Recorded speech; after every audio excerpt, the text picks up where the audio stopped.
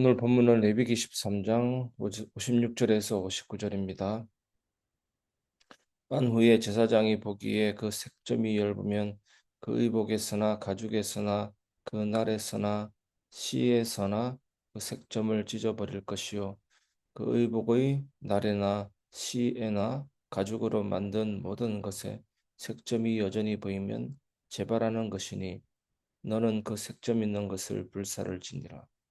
네가 빤 의복의 날에나 시에나 가죽으로 만든 모든 것에 그 색점이 벗겨졌으면 그것을 다시 빨아 정하리라. 이는 털옷에나 베옷에나 그 날에나 시에나 가죽으로 만든 모든 것에 발생한 나병 색점에 정하고 부정한 것을 진단하는 규례니라. 아멘. 깨끗하게 완전하게 다시 새롭게 라는 제목으로 말씀을 나누겠습니다.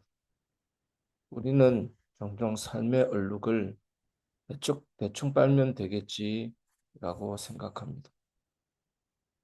식사하다가 하얀색 옷을 입었는데 식사하다가 뭐라도 튀면 대충 물티슈로 닦기도 하고 그 세면가에 가서 트리오라든지 세제를 묻혀서 빨기도 합니다. 대충 빨면 되겠지라는 생각이 모두에게 있기도 합니다. 그러나 오늘 본문은 의복의 나병, 즉 오염과 부패가 완전히 제거되지 않으면 다시 퍼지고 결국 불살라야 한다고 말하고 있습니다. 이것은 단순한 세탁 규정이 아닙니다. 이 말씀은 우리의 삶, 예배, 공동체, 믿음의 태도 속에 남아있는 죄와 오염을 어떻게 다뤄야 하는가를 알려줍니다. 하지만 하나님은 조금 남아있는 죄도 심각하게 여기십니다. 하나님은 죄를 봐주시면 거룩한 공의의 하나님이 아니시죠. 죄 지어도 괜찮다라는 것은 정말로 잘못된 가르침인 것입니다. 조금도 남아있는 죄도 하나님은 심각하게 여기십니다. 하나님과 죄는 공존할 수가 없는 것입니다. 하나님이 사랑의 하나님이시기 때문에 죄까지도 봐주고 죄를 덮어주고 죄 지어도 넘어가주고 그것이 사랑입니까? 고린도전서의 말씀 보면 사랑은 오래 참고 사랑은 하면서 불의를 기뻐하지 않고 라는 말이 들어 있습니다. 그게 사랑의 정의입니다. 불의도 기뻐하고 막 무엇인가 무너졌는데도 덮어주고 무조건 괜찮다 하고 그것이 사랑인 것입니까? 조금 남아있는 죄도 심각하게 여기시는 이유가 무엇이겠습니까? 그 죄는 퍼지는 것입니다. 다시 퍼지기 때문입니다. 그렇다면 우리에게는 어떤 소망이 남아 있습니까? 오늘 우리에게 그래도 소망이 있습니다. 하나님 자녀에게는 소망이 있습니다. 예수 그리스도의 보혈로 완전히 깨끗해지고 다시 새롭게 될 수 있기 때문입니다. 우리가 죄를 지을 수도 있습니다. 때로는 어떤 생각에 잡혀서 오랫동안 생각해 볼 수도 있습니다. 죄를 피할 수 없다. 이것이 인간의 정의입니다. 그래서 사도 바울이 뭐라 그랬습니까? 오라 공고한 사람이다. 이 사망의 몸에서 누가 나를 건져내리라. 하나님을 사랑하는 마음 내 안에도 죄도 함께 공존하는 것입니다. 타락된 본성이 있기 때문입니다. 그래서 결론이 뭡니까? 그리스도 예수 안에 있는 자에게는 결코 정죄함이 없다. 예수님의 보혈이 날마다 깨끗하시게 하시고 새롭게 하시기 때문입니다. 예수 믿으면 과거, 현재, 미래의 죄가 끝난다? 맞습니다. 그것은 위치적인 청결이고 구원받는 법정적인 성결입니다. 사망에서 생명으로 옮겼다? 맞습니다. 법정적인 선언이고 위치적으로 옮겨진 것입니다. 정말 예수 믿는 사람은 구원받게 됩니다. 하지만 목욕한 사람도 손과 발을 씻어야 되는 것입니다. 실제적인 청결이 남아있는 것입니다. 그래서 마틴 루터 말처럼 인간은 죄인이면서 동시에 의인이다. 천국 가는 그날까지. 천국 가면 죄가 없는 상태가 됩니다. 영화.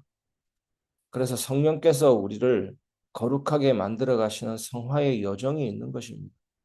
부르심이 있고 부르신 자는 거듭나게 돼 있고 거듭난 사람은 죄에 대해서 회개하고 믿음을 가지면서 칭의를 받게 되고 그리고 너는 내 자녀라는 양자됨을 받게 되고 천국 가는 그날까지 계속된 회개와 믿음으로 성화에 이르고 영화에 이르게 되는 것입니다.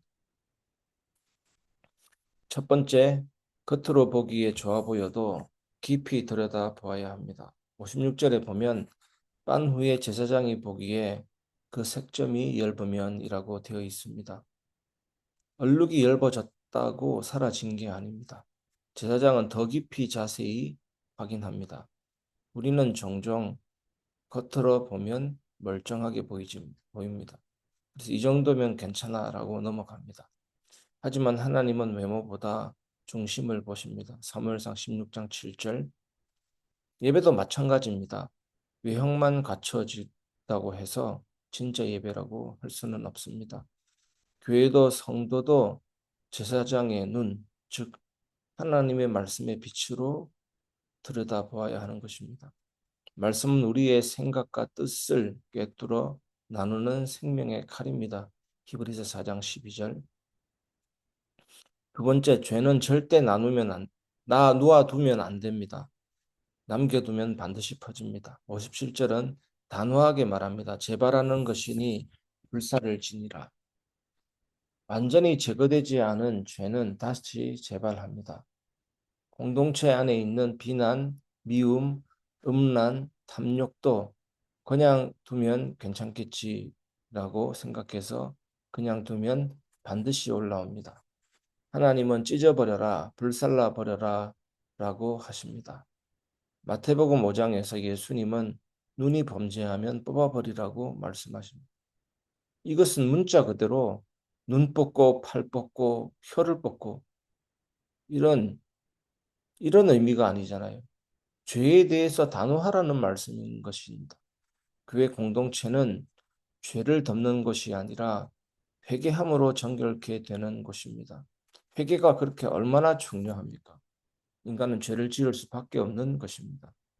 예배는 죄와 타협하는 자리를 넘어 불태우고 다시 사는 부활의 자리가 되어야 합니다. 오늘 이 새벽 주님 앞에 솔직히 나와 아직 남아있는 색점을 불사르시기를 주님의 이름으로 축복합니다. 저는 날마다 불사르고 있습니다. 저 자신도 너무나도 완전하지 않기 때문입니다.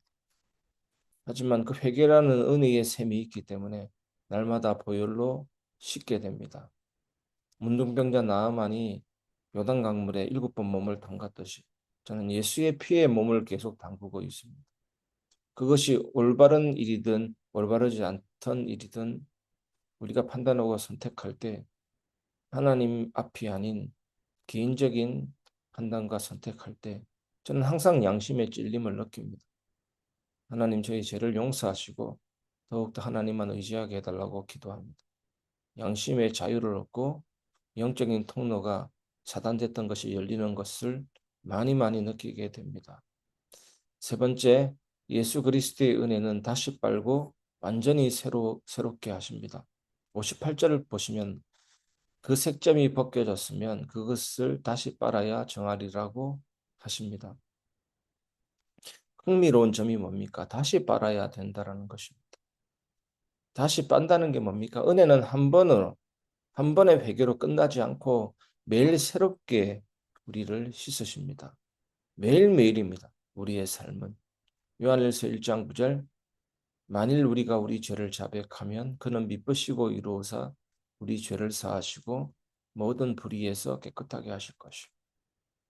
죄의 결과뿐만 아니라 죄의 오염, 죄의 지배, 죄를 지으면 사탄이 죄를 틈타고 더욱더 참소하고 고소하고 우리를 무너뜨리려고 하잖아요. 사단의 권세, 모든 부분에서 승리하게 하시고 깨끗하게 하십니다. 그래서 전에도 말씀드렸듯이 회개를 축소시키거나 회개를 율법으로 간주하거나 회개를 마치 연약한 사람만이 하는 못 누리는 사람만이 하는 것으로 치부하는 가르침은 다 거짓 가르침이고 그것이 결국은 이단 사상으로 빠집니다. 회개할 필요 없다라는 구원파 사상으로 빠지게 됩니다. 얼마나 무섭습니까? 이렇게 강조하면 그 사람에게, 성도에게 영적인 능력을 빼앗는 완전한 통로를 차단하는 착각 중의 착각인 것입니다. 그러니까 예수님의 그 값비싼 은혜를 값싼 은혜로 바꾸고 예수님이 주신 자유를 육체의 기회로 삼는 영지주의가 나오게 되는 것입니다.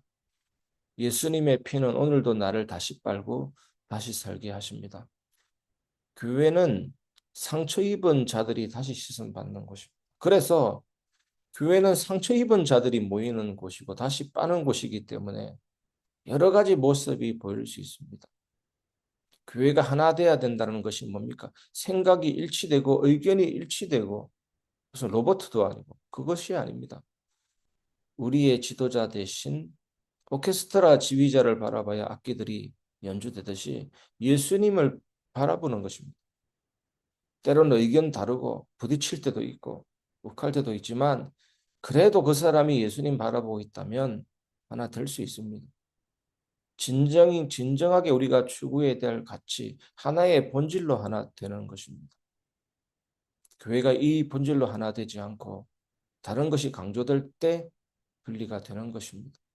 근데 저 사람이 아무리 강팍하고 아무리 모자라고 자기 주장이 강하고 자기 주장이 세더라도 그 사람이 예수님 바라보면 때로는 불일치 같은 상황 속에서도 하나님 보시기에 화음이 나오는 것입니다. 그래서 성도는 넘어졌을지라도 다시 씻음받아 거룩해지는 사람입니다. 여러분, 교회나 예배는 완전한 자들이 모이는 것이 아니라는 것을 기억하시기 바랍니다. 은혜로 다시 빨아진 자들이 모이는 시간입니다. 이 새벽에 우리는 다시 은혜의 물로 씻고 예수의 보혈로 덮임받고 하나님 앞에서 정하다라는 선포를 경험해야 하는 것입니다. 말씀을 마무리하겠습니다. 예배는 불태우고 씻고 다시 사는 자리입니다. 하나님은 엷은 얼룩도 보시는 분입니다. 그 얼룩이 다시 퍼지기 전에 불태워야 합니다. 그러나 우리의 힘으로는 안 됩니다. 예수 그리스도의 은혜가 우리를 다시 빨아주셔야 하는 것입니다. 그래서 우리가 날마다 불러야 될 찬양이 뭡니까? 주의 보혈 능력이 있도다. 주의 피 믿어. 우리의 소망은 주님의 피밖에 없습니다. 예수님의 피가 우리를 변화시킵니다. 나의 내면을 바꿉니다. 죄를 이기게 합니다. 다시 시작하게 합니다. 오늘 이 새벽 주님 앞에 나와 고백하십시오. 주님, 제 안에 있는 남은 죄와 습관, 성품의 얼룩들을 불살라 주시고 다시 새롭게 씻어 주소서. 여러분, 교회는 찢고 불사르고 다시 정결해지는 장소입니다. 여러분, 더러운 옷이 있을 때 세탁기 안으로 넣으면 정결케 되듯이 예배는 단순한 모임이 아니라 성령의 세탁, 성령의 정결하심만으로 들어가는 시간입니다. 예수 그리스도 안에 있는 우리는 다시 회복될 수 있습니다. 다시 정결해질 수 있습니다. 응답받을 수 있습니다. 치유받을 수 있습니다. 확신 가운데 다시 살아날 수 있습니다. 오늘 이 예배에서 그 은혜의 실제를 누리시기를 주님의 이름으로 축복합니다.